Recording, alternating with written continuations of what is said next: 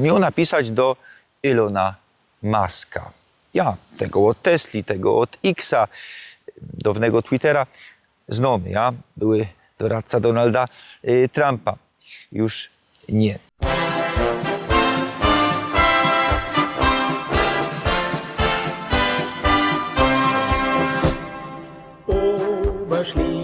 Witam Was, Rostomili. Sumy we Gogówku, Oberglogau. A jeśli jeszcze nie abonirujecie mojego kanału, to proszę Was, knefel, subskrybuj, dzwoneczek, dajcie pszajka, dajcie komentarz do zasięgów, bo genau co tydzień o 6 wieczór w piątki nowe tajliki. A jeżeli też na Facebooku, Instagramie, proszę też do mojego geszeftu. Wszystkie linki w opisie i kanału, i filmu. Proszę Was, jadymy. Gogówek, po polsku Głogówek, po czesku Hornich Lochow, po niemiecku Oberglogau. To miasto i miejsko-wiejsko-gmina we Prudnickim Krysie. We mieście kwateruje 5445 personów. W całej gminie ponad 13 tysięcy. Pierwsze wzmianki o osadzie Glogow pochodzą z roku 1226. W roku 1275 osada lokowali na magdeburskim zakonie. Stadtteilami Gogówka są Winiary, Weingasse, Łorocze, Hinterdorf i Zwierzyniec, Tiergarten. We wszechobecnym cenzusie z roku 2021 w gminie Gogówek śląsko-narodowość deklarowało 1408 personów, to jest 10,86%, a niemiecko 2095 personów, to jest 15,15%. W Abstimmung ze 20 marca roku 1921 w Oberglogau 95,7% welowało Niemcy. Place te ustały w Reichu, w ramach nowej prowincji Oberschlesien, co nastała w większości na placach dawnego Regierungsbezirk Oppeln. Gogówek leży 93 km we prostej linii na zachód od Katowic, a od Opola 40 km na południe.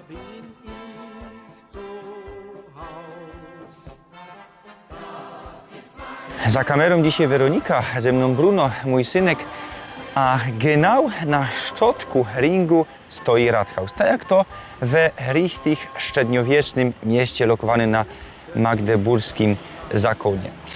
Pierwszy Rathaus powstał tutaj we XIV stuleciu, no ale ten, nieskoro renesansowy, wybudowali w roku 1608. Gorął on w roku 1945, nieskorzy odbudowali go w latach 1955-57. Mamy szajbunki po niemiecku, po polsku. Szkoda, co nie mamy śląskiej fany.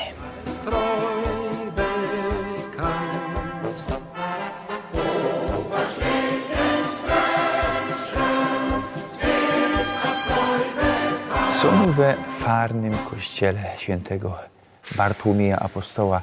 Pierwszy kościół powstał tutaj w roku 1284. Potem dzisiejszy kościół w roku 1350. Od roku 1380 jest to kolegiata. Gotycki kościół, choć dryny mamy barok z XVIII stulecia to pochodzi. W czasach reformacyjnych był wanielicki. Te freski zmajstrował Franz Sebastini, nie Italok, Hobze Moraw, niedaleko stąd. Sztukateria i autorstwa Johanna Schuberta. Mamy piękny balkon po prawej stronie. Za nim przylegający do prezbiterium kaplica, kiedyś Świętego Krzyża, dzisiaj kaplica Opersdorfów, wybudowana w roku 1400, ale od 1601 kaplica Opersdorfów ze grabem jednego ze Opersdorfów i jego baby. Nie wlezymy, hań, jest to zagrodzone. Myślę, co przed mszą, po mszy idzie to zwiedzać. Piękny kościół mianowany perłą łopolskiej ziemi. Szkoda, co tam mamy taki propagandowy szrajbunek, co to dbają o piękno Opolszczyzny albo coś takiego. Pamiętajmy, to jest Górny Śląsk, nie żadna Opolszczyzna. Tutaj widzimy ta gotycko bryła, no ale wieże są już barokowe. Widzimy, jak ten kościół jest potajlowany. Ja? Warto się też wspomnieć, co niedziela, o 8:30 są tu msze w niemieckiej gotce. Naprotiv tego kościoła świętego Bartłomieja mamy kościół świętego Mikołaja, genau przy głównej strasie, co leci na Neustadt na Prudnik.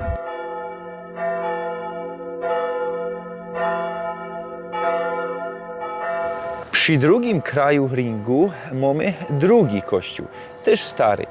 Początki to rok 1264, kiedy książę Władysław Łopolski, nie mylić z Łopolczykiem, Łopolski był przodziej, skludził tutaj Francmanów.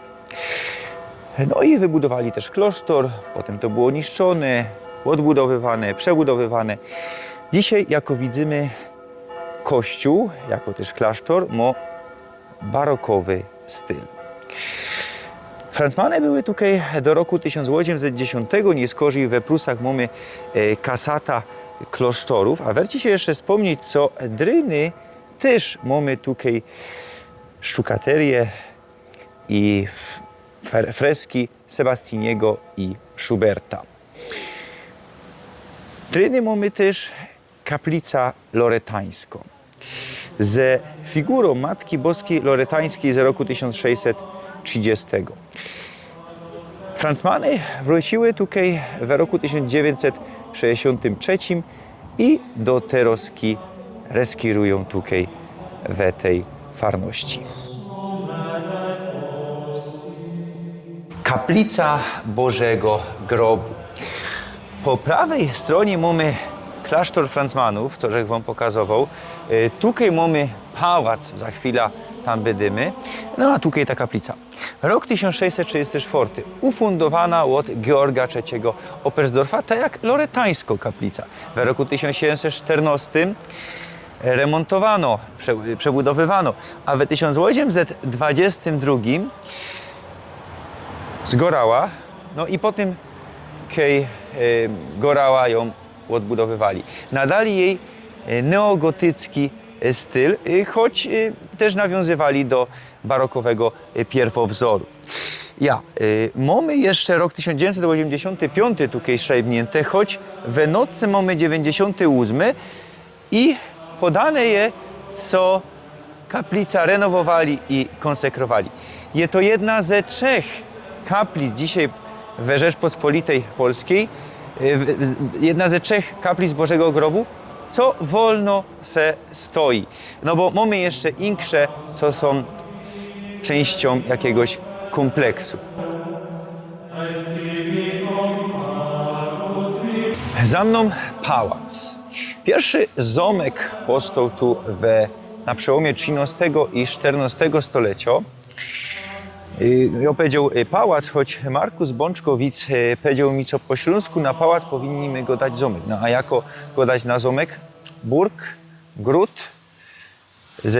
ze czeskiego hrad, szrajbnicie, ja? No bo pałac i zamek to jest coś innego. Czyli po polsku pałac, po śląsku zamek, no ale nie zamek po polsku, ja? XIII-XIV stulecie. Śląskie Piasty. Nie skorzy umierał ostatni piast ze łopolskiej linii śląskich piastów, Hanusz Dobry.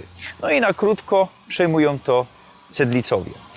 Krystyna Cedlic hajto się ze Hansem Oberstdorfem, no i napoczyno się nowy rozdział we historii zamku, jako też we historii Oberglogau.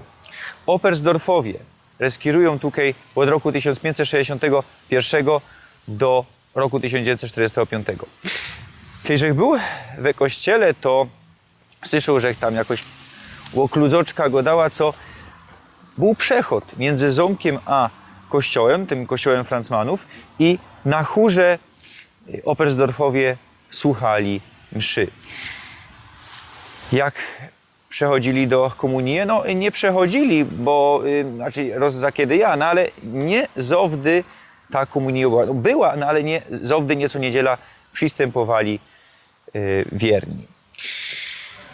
I dziecka miały radę łazić tam do tego kościoła od Francmanów, bo Gryfin częstowała ponoć ich bombonami.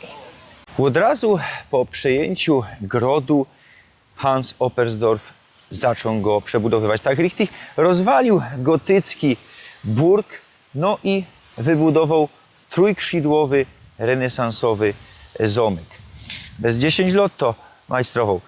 Nieskorzy na przełomie XVI i XVII stulecia dobudowali tu wieżę. Po roku 1606 rozwalili przedzamcze i wybudowali reprezentacyjny dolny zamek. Robotom nie przeszkodziła nawet 30-letnia wojna, lata 1618-1648 i okupacja Oberglogau od szwedzkich wojsk. To były trudne czasy dla zamku. No ale wtedy Georg III von Oberstdorf założył tutaj biblioteka, jedna ze najwspanialszych na Górnym Śląsku. Przychodzi rok 1800, zamek goreje. Nieskorzy odbudowują go, no nie całki z gorą, no ale nadbudowują też elementa w gotyckim, neogotyckim stylu. No i rok 1945. Ostatni z Oberstdorfów, Cito, na placy dzisiejszych zachodnich Niemiec. No i zamek niszczeje. W XXI stuleciu kupił to prywatny właściciel, potem zaś przejęła gmina, częściowo wyremontowała. Widzicie, ta główna fasada z przodku je wyremontowano, no ale tutaj stoja, widzicie, jako to wygląda, jeszcze moc do roboty tutaj. No i niedawno Bürgermeister Oberglogau, Bürgermeister Gogówka napisał ponoć, no nie ponoć, no miał napisać do Ilona Muska. Ja tego od Tesli, tego od Xa, dawnego Twittera znamy, ja były doradca Donalda Trumpa. Już nie. Eli Musk by nie chciał przejąć tego, no bo szukał, gledał jakieś rezydencje w Europie. No, byłaby to szansa dla miasta, dla tego zamku. Szajbnijcie. Dobrze się stało, co Musk tego nie kupił, albo fajniście by było, co by to była rezydencja Muska. No i jako je przyszłość tego zamku. Nie idzie go niestety zwiedzać, no a werciłoby się go dokludzić do końca i oddać ludziom do zwiedzania, jakiś hotel, restaurację też, no i fajne wystawy.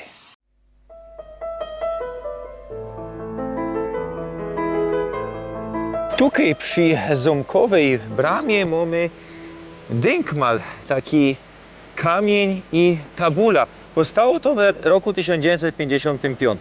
No jest to fest wiedowny, bo jest to tabula kuzocy Ludwiga van Beethovena, no Niemca, niemieckiego kompozytora. No, powstało to za czasów komunistycznych, jeszcze idzie powiedzieć za stalinowskich, no choć Stalin nie żyje już od 1953 roku, to stalinowski okres kończy się w roku 1956. Czemu to powstało, jak się udało to postawić i tak dalej. Szajbnijcie, to jest fest cudowny. Nie idzie do końca odczytać tu inskrypcję i no widzimy genialny kompozytor Ludwig van Beethoven. To jest zaniedbane, werciłoby się to odnowić. Beethoven w roku 1806 przebywał bezporadni na zamku w Oberglogau Cito przed wojskami od Napoleona. Niedaleko dynkmala od Beethovena, kuzocy Beethovena, mamy dynkmal, tako tabula kuzocy Jana II Kazimierza Wazy, króla Rzeczpospolitej obojga nacji.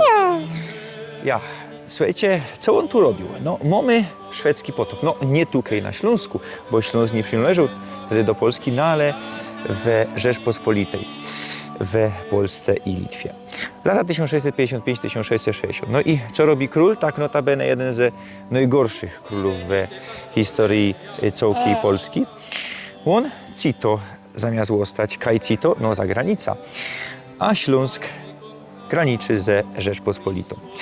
Łopolsko-Raciborskie księstwo to wtedy było. Czemu jeszcze genau tukej Cito? Bo to księstwo, do którego przynależał też Oberglogau, było prywatną własnością rodu Wazów. No jedni powiedzą, no co to wtedy było polskie? Nieprawda. Psinco prawda. Jako to było? To była prywatna własność rodu Wazów. W roku 1645 Władysław IV Waza, król Rzeczpospolitej, dostał to pod zastaw, to księstwo od Habsburgów. Toczy się wtedy 30-letnia wojna, już rzekł o tym godą. No ale na placach Rzeczpospolitej tej wojny nie ma. Król, ów Waza, pożyczał pieniądze Habsburgom, no i w zastaw dawają Habsburgowie księstwo kaj reskirują. Genau polsko-raciborskie, czyli prawie cołki Górny Śląsk bez cieszyńskiej ziemi. No i z kuli tego jego następca od tego Władysława, Jon Kazimierz, jego brat, może czuć się tu jak u siebie. Przeszło to dalej na Jana Kazimierza. I tak było do roku 1666. Kejby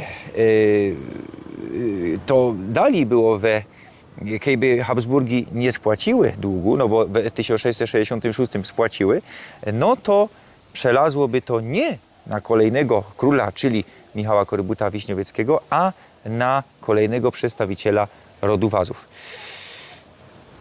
Trzeba jeszcze rozpowiedzieć, nie była to własność polskiego króla, no ale własność rodu Wazów. A tak się stało, co Wazowie wtedy reskirowali i Polską, i Litwą, Rzeczpospolitą obojga nacyjów.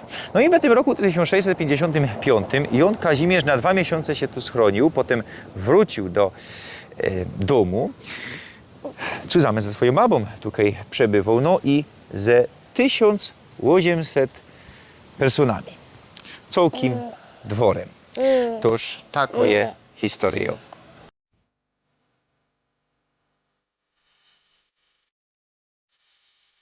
Sumy na Kirchhofie, piękny landschaft na miasto. Byliśmy tam kościół świętego Bartłomieja, widzimy te rozkite warstwy, gotycko-nawa, barokowe turmy.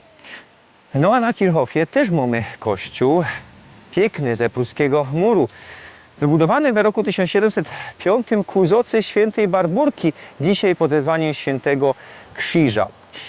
Taki trochę na wzór ewangelickich kościołów, choć był to katolicki kościół od zaczątku, no bo to już za czasów po kontrreformacji powstało. Ja? No i mamy też przy kościele po mojej lewej stronie Wasserturm z roku 1575. No taki nietypowy, my znamy z końca XIX, zaczątku XX stulecia te Wasserturmy, taki we Gogówku też je, no ale takie były kiedyś. I taki, że wam też pokazywał, podobny we Białej, we Cilc. I jest to jeden ze najstarszych Wasserturmów na placach dzisiejszej Rzeczpospolitej. No tak samo we Białej. A muszę wam jeszcze wspomnieć o czym powinienem powiedzieć na zaczątku. W Oberglogau w roku 1911 powstało najstarsze golfowe pole na placach dzisiejszej Rzeczpospolitej. No jasne, co to wtedy Rzeczpospolita nie była, ino Niemcy. Przynależało one do Radziwiłłów. Szajbnijcie, czemu, skąd tutaj Radziwiłłowie, dyć, to była familia związana ze Litwą. Genau tutaj, na ulicy Szkolnej 1 w roku 1864 postawili synagogę. I stała ona do nocy z 9 na 10 listopada 1938 roku. No tak richtig stoi do dzisiaj, bo to ten budynek. Spolili ją, no ale co by ogień nie rozprzestrzenił się na okoliczne budynki, kazali gibko zgasić to wszystko. No i we 1939 kupił to właściciel miejscowego kina. Wyremontował, nadbudował, wyremontował we uproszczonej formie. No a po 1945 roku był tu magazyn. Czy to, że co niby dzisiaj jest tu geszefta, jako widzę, nie ma tu geszeftu, bo na tej pozór ino kwatery. Tako jest historia tego placu. Sumy we Stadtteili Winiary, no i Jerzech na żydowskim cmentarzu. Jedni mianują to Kirkut, choć kiedyś Tomasz Świerczek powiedział mi, co je to niby obraźliwe dla Żydów. Kuchnicie się do filmu o Wodzisławiu. Fungował ten cmentarz w latach 1821-1936. No, dość dobrze jest zachowany. Widzimy macewy, jedne jeszcze stoją, jedne są obalone. Dalej są we winiarach. Tutaj za płotem był kiedyś Wanielicki Kryształ. No to mamy tutaj o tym za chwilę. Cmentarz ten powstał w roku 1890 i fungował do roku 1946. A Wanielicki kościół, taki mały Wanielicki kościół, był przy dzisiejszej ulicy Powstańców. Kiedyś Krapkowski. Dzisiaj go nie ma już. Rozebrali go w roku 1968, a postawili w roku 1856.